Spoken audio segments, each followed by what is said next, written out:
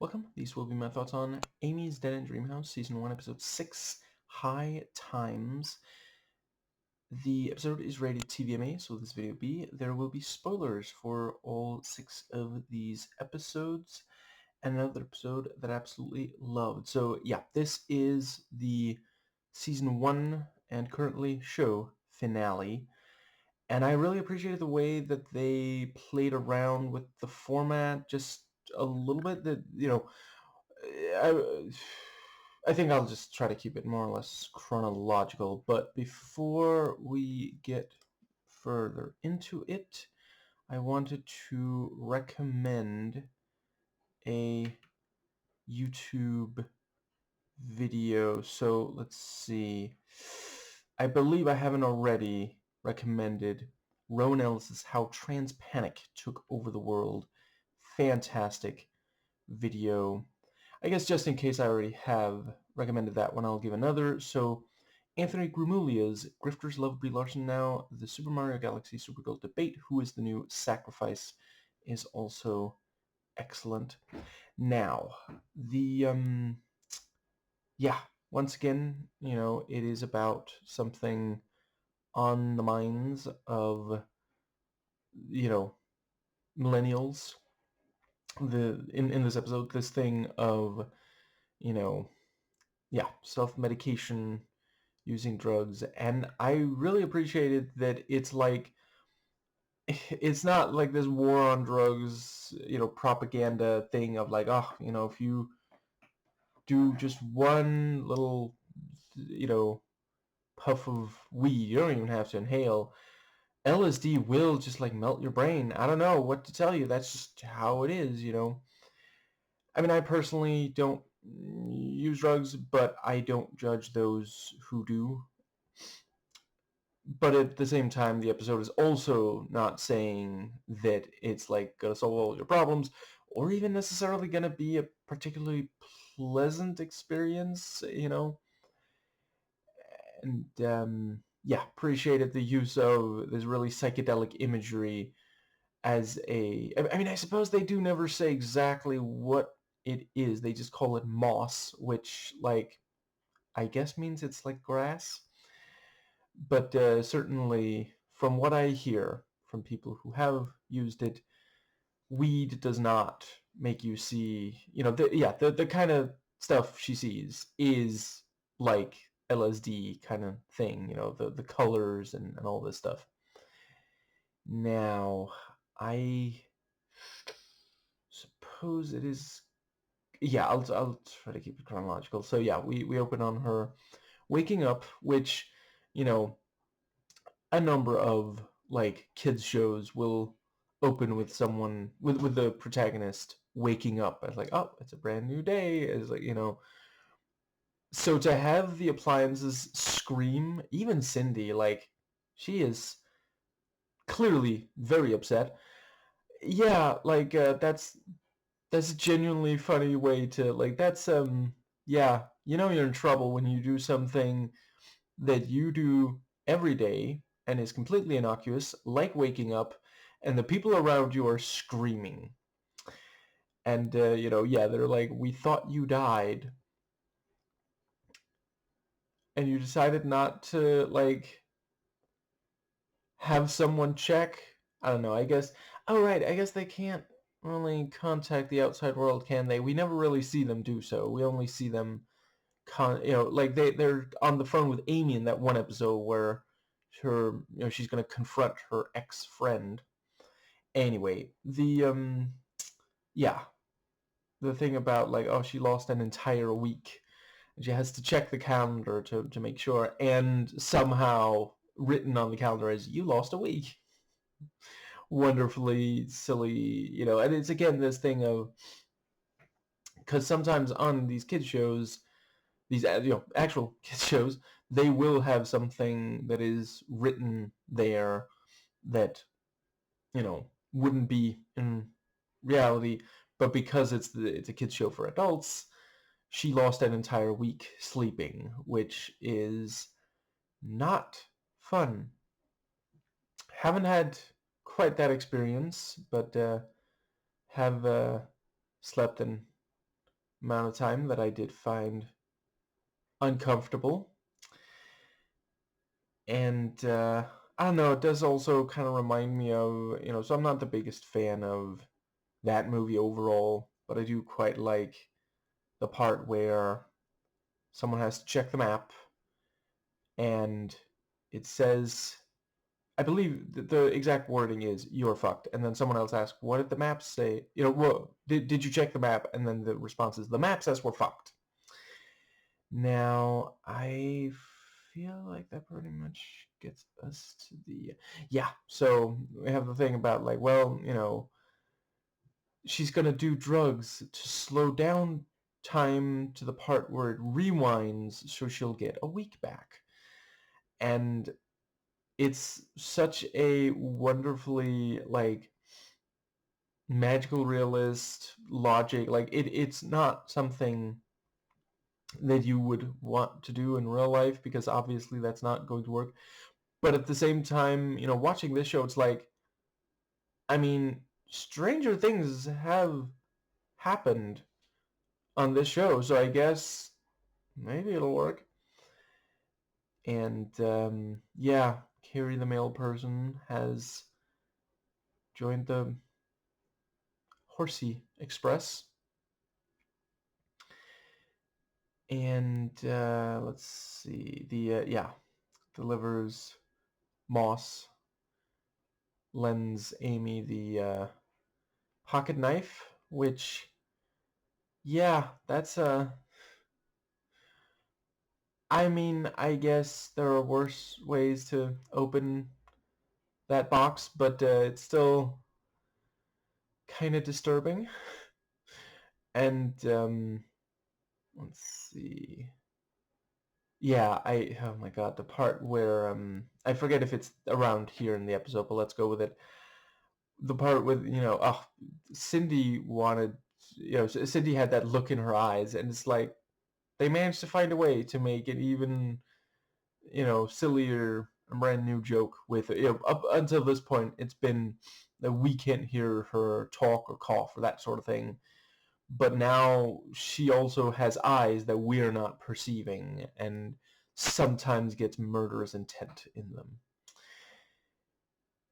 And yeah, so Amy does start doing drugs, and this episode not only doesn't have an ad, it doesn't have any breaks at all, really. Like the closest is we do have the narrator voice there briefly, but it's not, they're breaking format, and I think that really works. I don't think it would have really served the episode if there were, you know, yeah, if that were present here as it is in all the other episodes, the first 5 of the season.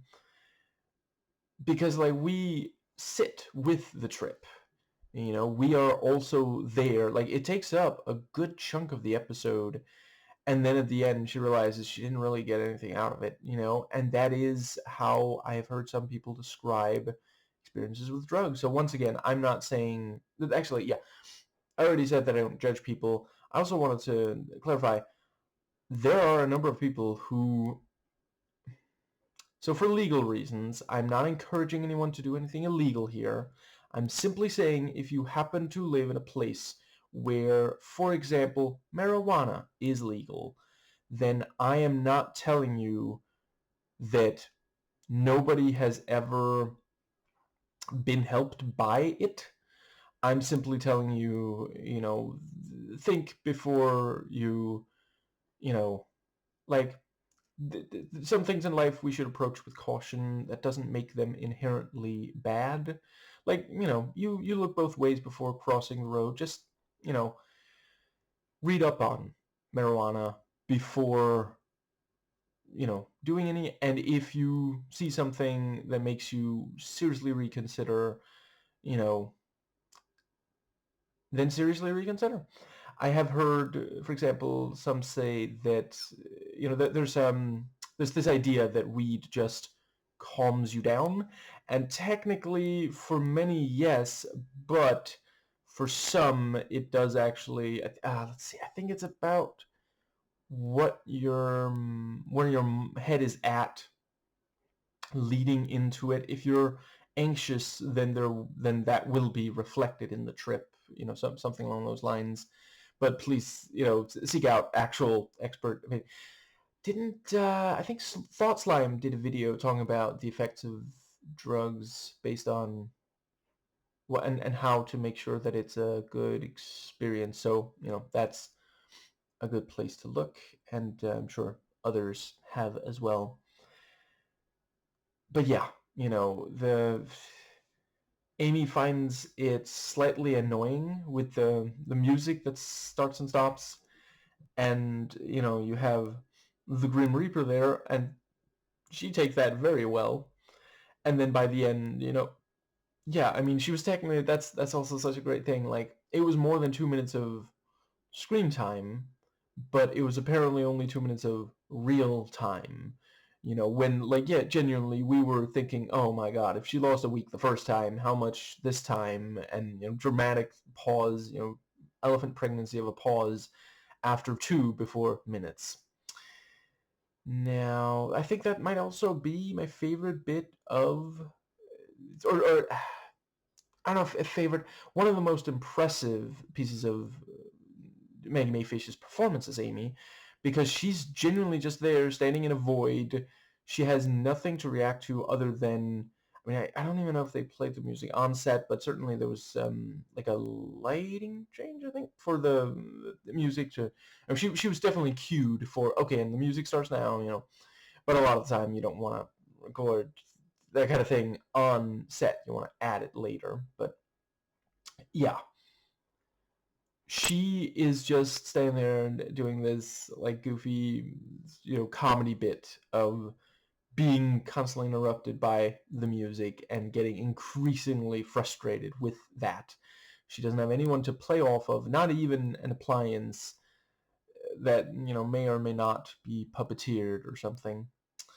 Right. I also really like the thing about, like, oh, shit, I forget if it was the sleep or the trip, but the TV is like, did you dream an advertisement or something like that? Which, like, I guess that is how TV works, huh?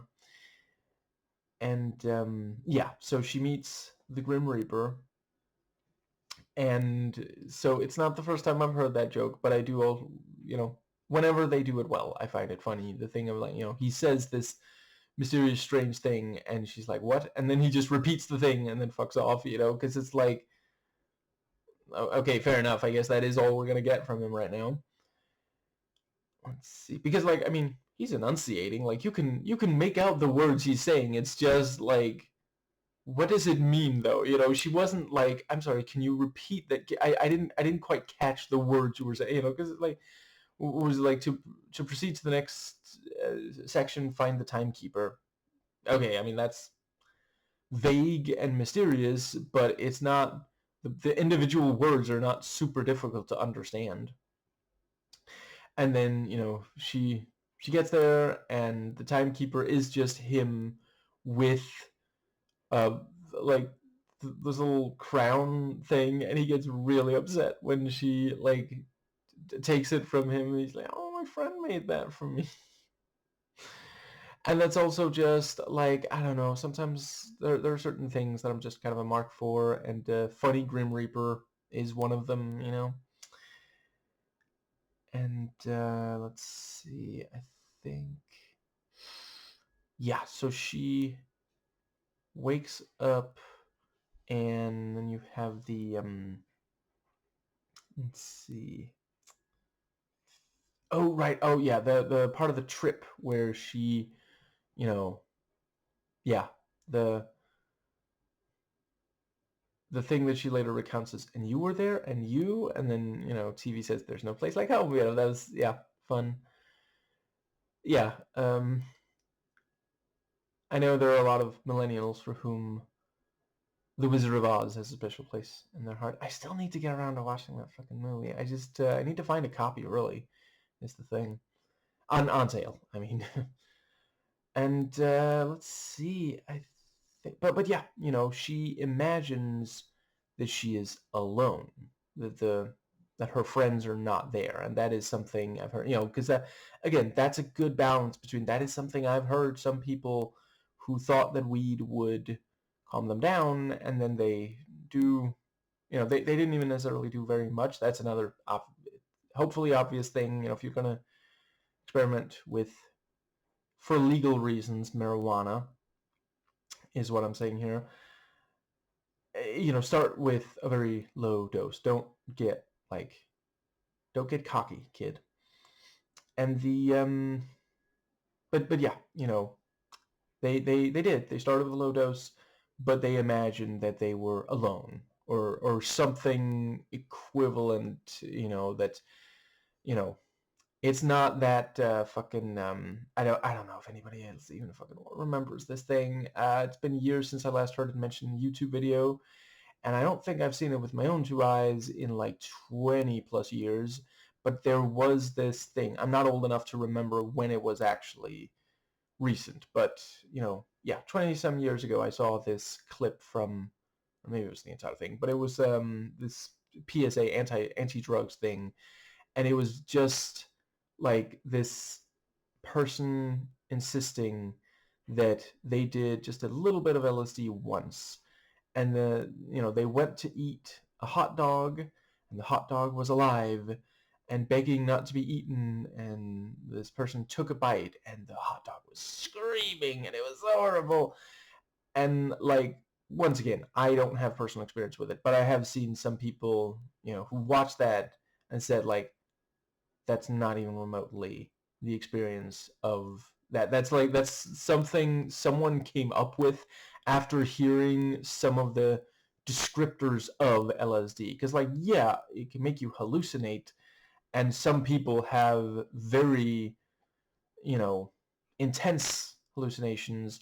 But once again, I'm merely relaying what this other person said. They said they had never seen something like that, nor had any of the numerous people that they knew who had done a bunch of LSD. Now, I think that does pretty much bring us to the last little bit. Yeah, we get a yeah. So she wakes up and talks to the yeah. So Carrie is there. Carrie returns and says that they now have to call it Horsey Express because pony is an infantilizing term in horse. And see, this is one of those things that I point to when conservatives claim that, the left just has no sense of humor, take everything too seriously, and can't have fun with, these, I've heard so many jokes like that from far leftists, many right here on YouTube. It's the kind of joke that someone like Kalen Conrad, maybe Dead Domain would make. Listen, we are perfectly happy to make jokes about things like that. It's yeah. It just kind of, ideally it comes from someone, maybe even is phrased in a way that makes it clear, hey, we're not actually saying that these are not actually important things. Also, we're just, you know, like every single actually funny joke about trans people that I've ever heard has either come from a trans person or an ally. I have yet to hear a genuinely funny joke about trans people from an actual transphobe. Transphobes just think that trying to redefine, listen, attack helicopter and trans racial or trans abled and those things, that's not even remotely equivalent to actual trans identity. So it's just you're just showing you don't understand the thing you're talking about. And as someone who's worked on being funny for over 30 years now, maybe eventually I'll get there, if you don't understand a subject, you almost definitely can't make a particularly interesting joke about it. Like, it's not always impossible to make a funny joke about it, because, like, hypothetically, maybe your joke is not reliant on actually understanding it. Like, hypothetically, you know, maybe it's a verbal joke instead that does not rely on, you know, yeah. Uh, any joke that I'm thinking of right now is unfortunately a spoiler for the thing it appears in, but yeah, I think that does. But yeah, and we get to have a mention of Comrade, and which I'm here for. Yeah, I kind of love the fucking meta-ness of so Quack the Snake says that they shed their felt every so often, which is already meta because it's like, well, yeah, I mean, I guess it's not quite skin, is it? It's, this is a felt puppet. But then continue to, after saying, every 3 months or so, which, like, okay. I mean, I don't know if that's like a real snake, but that's, I mean, from what I understand, for real snakes, it is like time-based. But then proceeds to say, or shit, I forget the exact words, but something about like it's maybe tied to the show, maybe like once per season or something like that, So yeah, two meta jokes. A fourth wall break within a fourth wall break. That's like 16 walls. And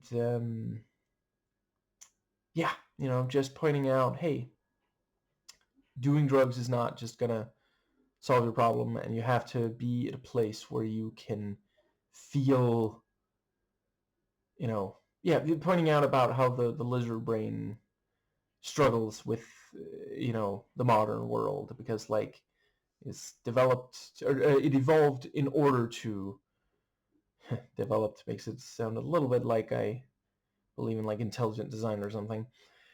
It evolved in order to protect us from predatory animals, and now we're just stuck with it, and it can't really understand certain things about the way the world is today. And that's, I'm a big believer in teaching children, to recognize, oh, hey, this thing, this thought pattern is not constructive. I'm going to try to, recognize it so that I don't act in a irrational manner on it,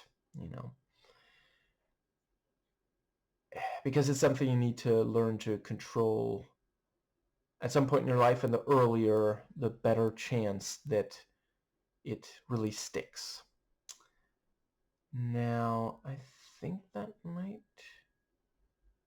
pretty much cover the, right, we have another musical guest. I think it really is just the first and last episodes of this season that have that. And other than that, it's conversations with guests. And let's see,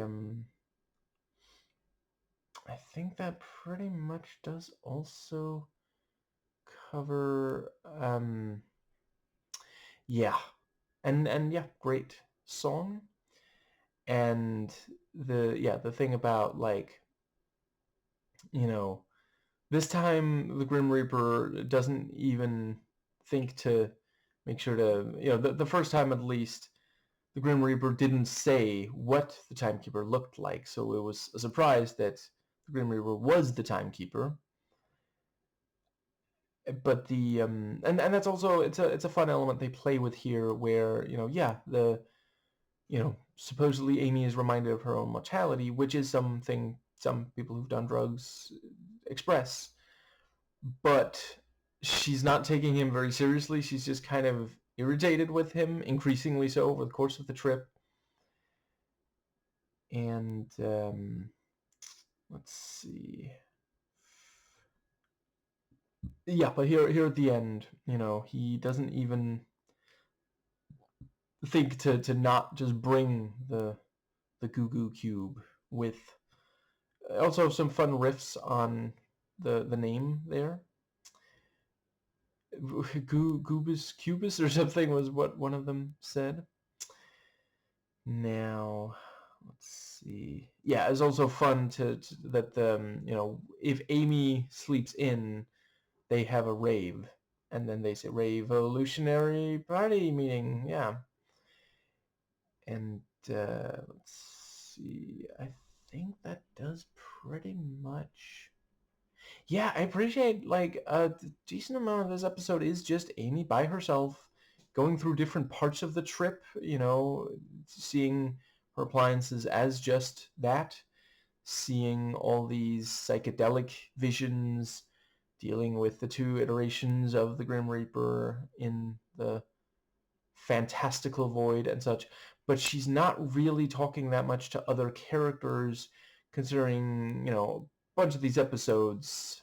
Yeah, she's talking a decent amount with other characters, like frequently it's the appliances, but yeah, the her being so alone here, which again, it's not like the most scary thing in the world. Like just during the part where she's seeing them as just appliances, which is pretty short part of the episode overall.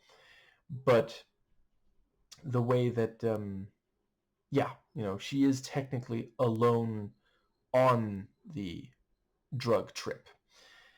But the let's see, yeah, the thing about like, oh yeah, by the way, what was it? Time, the speed of time, the speed of light changed. So there's like, alien contact now, which like, I mean, I don't know if they're gonna make more episodes.